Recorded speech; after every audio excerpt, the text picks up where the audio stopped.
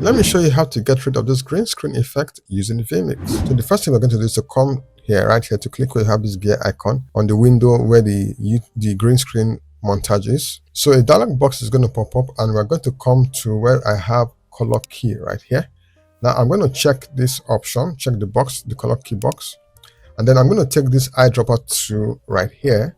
I'm going to click this. Now another dialog box is going to pop up, and it's going to show the color of okay, the predominant color. Okay, so as you can see here, we have a predominant color of green.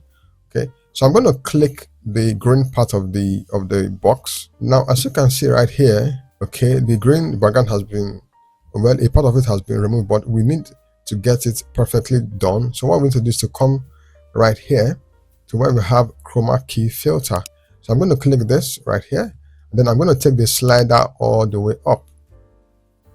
So as you can see that as you adjust the slider, the green background is completely taken off the montage button. If you take it back, you see it comes back. So as you can see, the green background has been completely taken off from our YouTube subscribe montage. So this is how you can use the chroma key filter in vMix. So if you found this video useful, please like this video, subscribe to my channel, and of course turn on the notification because I post a lot of tech videos every week. So thanks for watching. See you in my next video.